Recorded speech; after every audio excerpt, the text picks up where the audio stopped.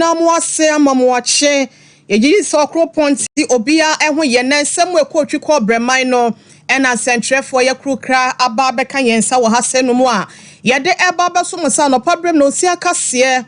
wo Sompa TV so afa Sompa 93.1 FM Sompa 98.9 wo sunyane ene Sompa 90.7 so won kranza ensemu a enaye memede bosumi du de to sunum no de awobetie bie wo mo no ene se Media Coalition Against Galamsey wonom search rese wadi aban na ho ya papa sasa wabo mi fit and dukufa wonsun ene won kasa hodo ya wo kasa de fa Galamsey ho no na ye kasa ya so Citizens Against Galamsey no wonom search rese wadi adesredie ekoma soafo ya wono hwehwe yensase ene mu adodode so emu nkyeremu nyina da ewo ha sei Ghana Ace Commission wonom so esu ede ensem ena woto ede ama ban ene Ghana empanyimfo enyina da yewura alanchremanten enso atonanum tuo se aduane a wa metoro ma mebuchi aso ne yachi eno nti amamode bia efofole ewo my Ghana mu ase ne de ono de nya ade a wososo de ho asem ena panyin no so kasa de afa hwen yewura mahama ede atudwa se yenhwe se be ya abato no ye to anyansem ena ye betimi ato no nsem ben ena wode kan yenum ho ene baby kro ko gina ya wo se ye no so no ye de ne nyina mu nsem eba besom Jaboju medie bi koso ewo nananom hemfo ne doma hodo yom wa figya kwabre south enam so ye runapo ekopie mu ewo ho na sede omu gi ne to mu wo ho de esewani ense wo ka kire ensemi ni afoforo bi no mu edika na editie no ena ene adompe mizo free drink ene 5G miza eso yasene ama ye de aba besom wo anono de papa ye mpomudi ahyemo ma wunya bia ebetimi aboa no afe Sompa chede eguso aya ekoso yesa wode kakra bia wo sebe ya betimi aboa yen na bronya bremu enwisia ne nyanka ene akunafo ebema wono asere wa bla ya mo maduane edi ni asama wo mo bibi efra no so no eguso a ekoso number ne 0598 559802 wofra kakra bia ensa yebeje na yada wase OCP Ghana Limited nso Edwin Fertilizer papa no boy ye chidom ene anope sanso at 21st clinic the sciatica expert yes 15 branches and ye bie 0540 311 frɛ na yade bia ɛha wo no yɛhwɛ ento ase emfama abusia ebre sem no wo ho nsɛm esi ase no nyumakoi yɛde beto wani midi de wo hene yire Mame ekwia yeboa esia mabronya fe yendo suko ewo ensem no naposo ede mamo no na ye hu de ebefri mo abai ye shen sam na said the Free Media Coalition Against Galamsey wono mo akasa free bresante ye kyeresa de Galamsey no ene nipa bia fa wankasa wonfa ahudie ede kita wonsem na oh my God na yamamra ye pempam ye hyehye ya fi apema henkura de okunu mienu ene ya tintim ne wo mu efa baabi sanya ade obetimi afatumi ene bia fa ahudie so na wonu nkwa pese minkumi nyente no na wakwahwe ene efo amagudie na ne se wo funtum nsase na wo wi a wo ma ne nso hwada onko pa bula bi ntum fa nkogu baabi nhuro yankasa yesu tena hodo eso plus ofe ene ne ekeka hu ne nyina ne wonu masase ne edi nro eguguma ene ye no ba ya hodo ene nuane ahodo enam a ye nya firi nwura mu kurampo no wo mo kyerese saa ohawa hodo bi wo ho a ewurawura wonu mu nti yeso yedie no na ne etrete ne kwaba mu ebe ne pedue ne mu na nsan ya da demonstration dodo na no ena akoso na so isa aban na bomi fita duku ene de akire we se mu nyina eno ena coalition the my Media Coalition Against Galamsey wono media baba to just say baby adro ne de aban ema ne homne so na wono mu di ya wankasa ewo wonom emu yewra ken ehigbe wono ene ye convener ena chese wakasa ye ede nsemi etudwa. The Ghana Coalition Against Galamsey has Labour as an integral part of it. I know that once Labour gets the response, that document will be subject to Labour's meeting and discussions. And I know the position of Labour at this stage is to say that, in as much as they would look at that document, the ask that they have, the fact that we are a desperate people who are being poisoned, we are people who are being killed, we are people who are losing our livelihood. All those fisher folks who are on those rivers have lost their livelihood. Now, even artisanal fishers who go to sea, the shallow part of the sea that they could fish have also completely been lost. You have a lot of people who are losing their livelihood so far as their cocoa farms and all of that is concerned. You don't go negotiating when you are being killed. Beyond life, what is there to negotiate about? So it is important that whatever proposals that the government would bring, they need to recognize the fact that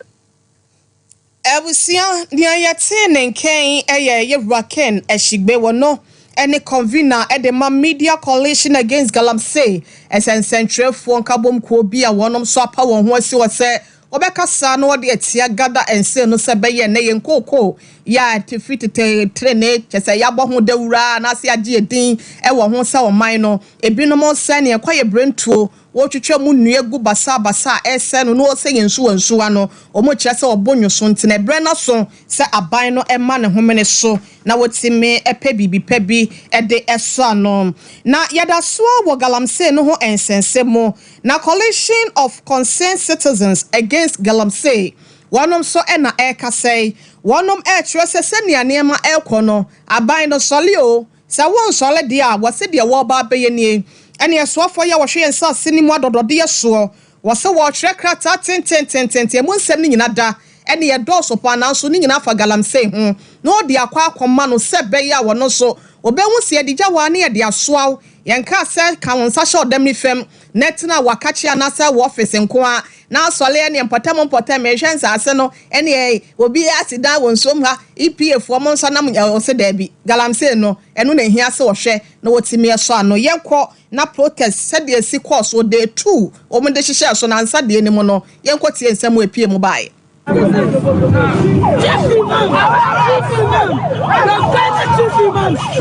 is your morning. Please come out and talk. Come out and talk. Your business should stop. It's too much. Free the citizens.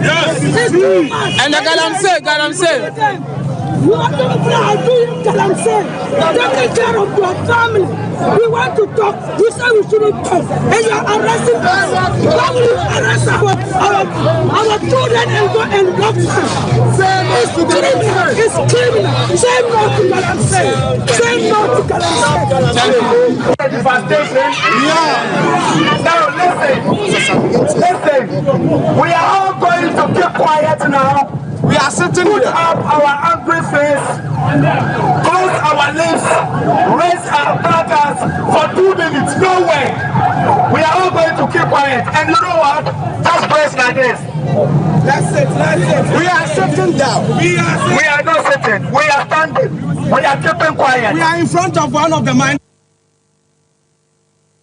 Ebusia na chese omo kasa editia Galamsey no ekwoku ahodo ni bi na yetie wonom no we say no a coalition of concerned citizens against Galamsey. Afeyenremu na yenko Ghana Ace Commission wonom so diemo na wonom e dia babetu dwa se wiaso no wankasa wutiri ho ebeyi wayibone we yem ye oya no wanfe wo siam nkama mfa so asebie so obi enhu de ha wonte no afe de wo sete gale wo we na afro dondo nso afro tegale enu nti no sade aniama si kɔ no won ka se bia aniama koye wa bra aniama nkoye o maame ewu na ase wada wo se da wa wo so nti no wonum ababonten kyerɛ se ne aniama esi kɔ no sempanyimfo anhwɛ na wampa futuo bi anhwɛ wonum dwumadi animu a in fact ebeye den se obetimi ahwɛ ama enu ahodoɔ ene Galamsey ahodoɔ kran pepe se yetu ase anase ye bra no enya ade a ebetimi aye adwuma Director General Edema eye commission yerwa kyereme etu ahene wono ena dance ansem we nyina di ede kyerɛ se de sikasem aye den ede ama commission no Ghana president here, and the every time we are across the border, if you say probably a year normal, Emma HIV, nti the bono kokwa kona ya kono ebe je ma ti bedi yare no soko nti da bono de ehua pa ya semi ma no radio station TV station na mo di mo ji no bon yi pa mo bia ekwa tende bia ita ediba na chokwa ne tiene so yo aboafo a ekwa manale omoboa in fact UN active for UN United Nations active for World Global Fund for ya for no ya de bo HIV TB and malaria hobra Ebusiafo doctor etu ahene wa mane kasa no anso wada wasatu aso bie medicine bi to dwa trese ya na ne wanwo eya na ye na ho dwiri se ne mabunu ya aba ene ya Kevin mo ene eyi ya friend saying me be ya zuka mo se wakwa akonya akanche mebi no ene ya na efengu menyem wasenyi sen kwa na mabunu na edwene ho o na mom so bebo won ho ban na bia wonu masi eye HIV ni namunyalwa hodo ne de wase no kra de ye omonwene ho okoto condom no wode ebo ne ho ba de afri nyinse ho ensem sei e na okaka we ho well condom no have the right to be super no ni padudu a eyitu no na extract you na no fair to sebe ma abano ma ya no na tele ba wa no do na edwene ayi se ho eten yare ho se yare yi nya wo no nti obefa emergency contraceptive instead say obef share condom ade abon ho ban nti ama akwe konfidie kese amon ko man nti na ma yare no kwani ye twi ma ni mema nyina adwene system ade ma yare no etire wo man no eye enemu be ma ni oba ana be ma ni be ma enemu aston emeduba nti kwani bi koda onye ana yiku ana bi a wuni na mo teste ho koni na mu di lokwe ama mo ho nti mo ho ti a dangerous only be better abra on condom very dangerous Ebusia nipa wakasa ye doctor Chremetu ahene wono ene panyi kwankyerefo ya Ghana Ace Commission no wotua ano yankwa yanim na yenwremo ewo yewra alankwadwo Chremante dodo na afra na lankash wono so wakasa esemu awade ekire nyina ene se ewiase aduane ya wo meto no na nabuchi aso na ma mebuchi aso ne yachi ai enu nti no wo ka kire Ghana fo nyina da so wono de se woba ne woba enye nhyemude wo mpa so be ma eyetumutu be ma se me kwando me yonko aboa denche ma wo ena afen so no bi krampo wale kana man ne ade ene ebe ma nso ma sentini woba be hu se wakofa dua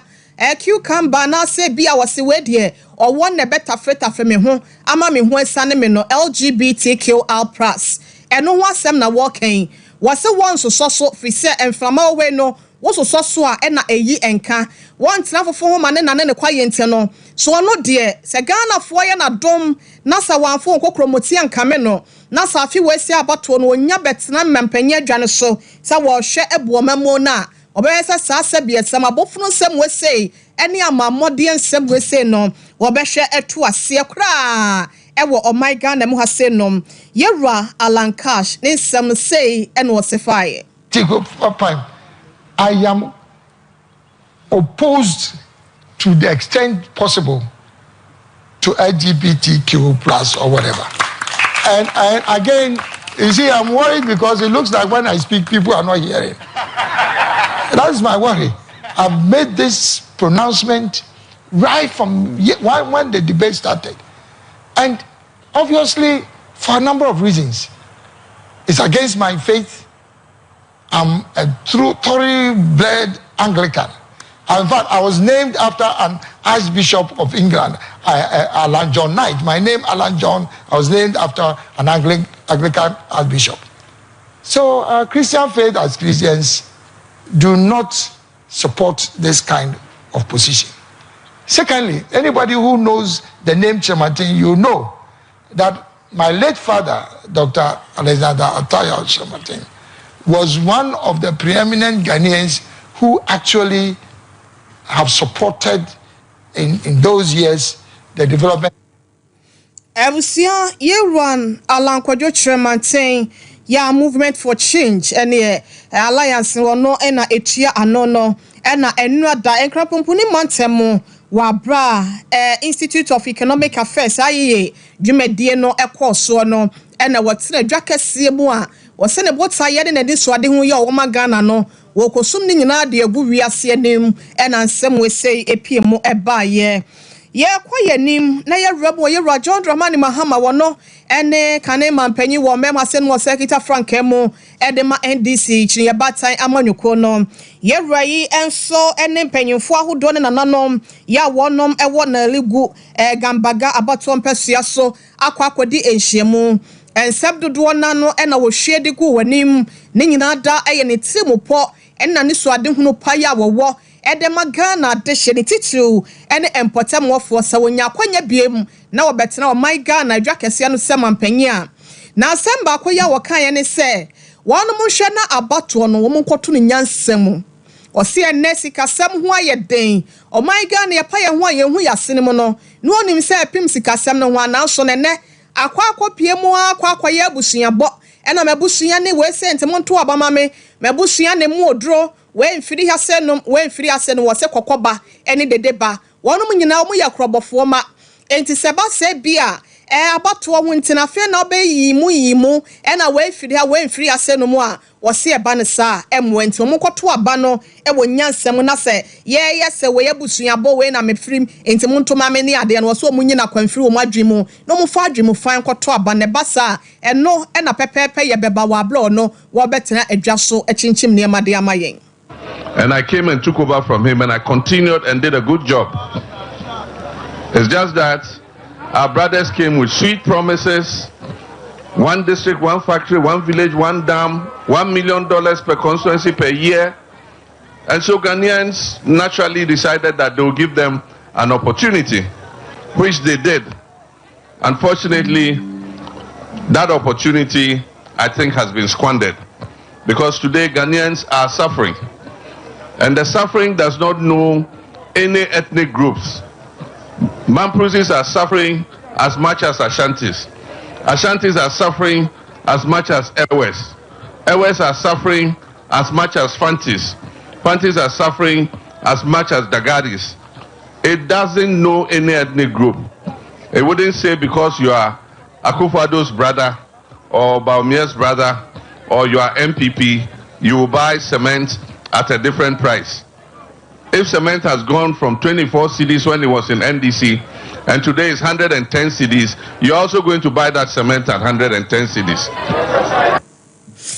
Ebusia the okasa ye kane mampanyi John Dramani Mahama ya wo Secretary Frank emu de amadi se chire bata amanyoko no an oha ni amane enye se enim amanyoko bi anase enim nipa bi ana ebusuabo bi a wo ya dagare anase wo ya dagomba wo ya akani we ya fantini ebunu ni anase ebusuabo ya wo bo no eba se ahochire ebo omafo so ye to gari olonka bese 10 Ghana cedis anase 100 cedis a obi asa na abekwa akotoni ntino yenhwe ne enya nkabo mu ene ba koyo sebe ya ebenya adwemu fan na abato we say no MPP na da ya wo kire se wade beda do my Ghana je adwa no edi free ni nsem no obetimi asa wo wonkonsa amoakọ wo mu enwura mu ba bia wo so no enso efiri eba ye no afe ye free ye Ramahama nchen ni aboy ramu ewo Franka Kitafo abede ekire edema MPP wo so kokroko amanyoko no ye Dr. Matthew Opoku Prempe na po wono so ne diemo panyin so ebontoa na okopie mu ewo nananom adehye ene hemfo ahodo imamfo asofo mpanyimfo ya wonum nyina ewo afija kwa Bre South abato mpesua so ewo asante mantem asenom no ene pani kwohwe sede wo si gina wo awatu esum mpaye ekanche yesra nananom nhira ene twedi ampobasa yi adom na chitaye edema ye napo ene ne mpanyimfo MPP fo ewo abato we semo no na esewani ensel kachire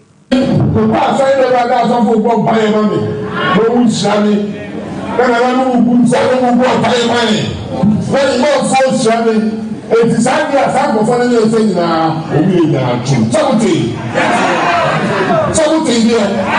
And then I meet you. I see. If I cannot take one, want to be to start anyway. Or cancer, I need our tree. Who are good to do that for football passion.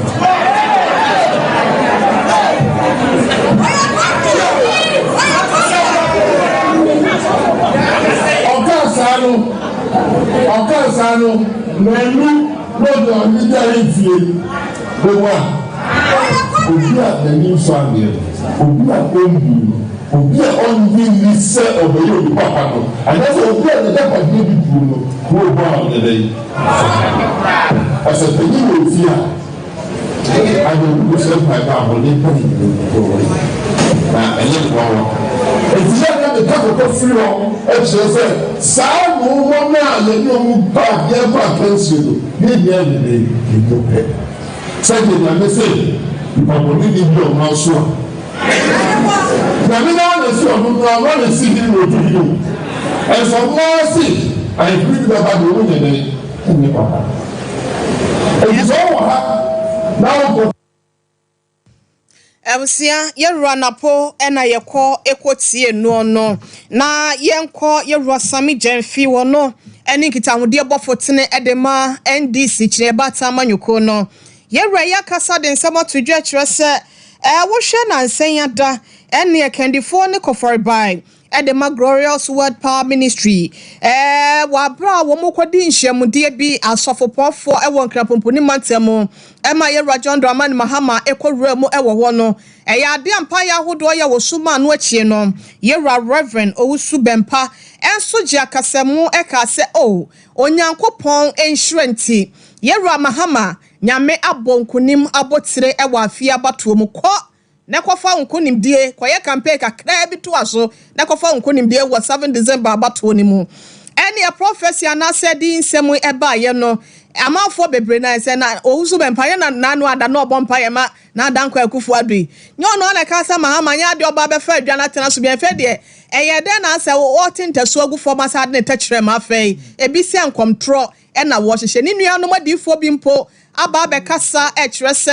yade a yahye ne nsem ahye nafunu ma ese bribe na wagentina wo kema okeka kasa nsem no na so ni nyina mu no yewura Sami Jamfi ya wono ne National Communication Officer Edman DC Koi aba bonte kire se hwe enkomhye na Reverend Owusu Bempa hye ye no momomfa na de keto bi o momomfa na likely kula wonu mugidie wo mu na mo wa rehye mu se 100% afi wese abato no kwawie no na saa ne nkomhye no ene ho bo hya hodo John for Ghana 2025 no na abemu aburo so Nipa de bre kasasa about this simple issue. Prophet Owusu Bempa, the onyame frɛ no enye ne. Sa asuko no man PP for nkura totofi we ya miracles mo atotok the time mo titi social media. ADD Owusu Bempa. Papa nyame frɛ no kra na mo bi kra wa ne ngo. Sa wo hyɛ nkom na wone ne nyadua enye by force wo biti oka bibi na wone ne nyadua enye by force se wo biti sabi me waka nyema bi emre bi atwem na me ne nyadua the atmosphere there was tangible so you nyame bi for kese so if he sense something in the spirit and nyame can be children na waka obi kan nyame ne obi gina obi bo mo hweye na obi nyamo papa e ma mo fa boni ntwa ne ka ani papa no onyamo de papa we ye ashe onje nkom ma mo ne de na o hye nkom MPP be reni amore ne ye ni nyina ne de that time ni nyina na o ye fake o ye papa ya yaka de twatora po no so the papa ya koto afiase papa da fiase o yare ye de ne ko hospital mpo nka tiefo yaw nka ne sorry ma yaw papa da hospital bed sumpu na ye de handcuff atonensa how wicked can you be woman ko papa na sorry dem ko anko gina won pass o ba ko tie tugu na so yin kan that's in Kobia eno echi ya wan ko enti 24 hours within 24 hours ya na Owusu Bempa they said wa ba ni paboni nyama mo MPP for oboye ni po mo ye puni aye enti kenyan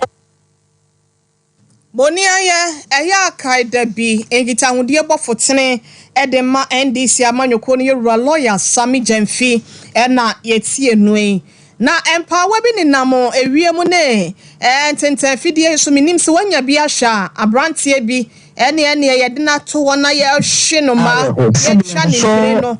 enya asem ketoa ebusiansa na yebekọ sansem ni mu no yenhwe ne yemfa aseda na yemo edawuro so nkyerɛ wo se sompa akyɛde no edaso a ekoso ntimu a modi nkan de mode aba no yedamase eburu yedamase ekronto na yese fa wode kakra bratra one media foundation afa sompa akyɛde so mfie miensanie anase de toso miensanie ena yesa ayeyede we sei wode bia wo bia ne yese fa beka yede ho se be ya enwisia ne nyanka ene akunafo wonom so dabre mu wadidie mu ene won so ntade ne won to mefre mu no eni so ebekwa ho na ye ne munyam na ye nkenyan ewo afiwesi awieye mu eno nti wadaroma emo na wo awon na wo tentmantis anase ade bia ye de che ye die anase nkwada de ko school ye nkwada atade ene mpanyimfo ntade ntoma hodo ya won frɛ ye no wadaroma fabra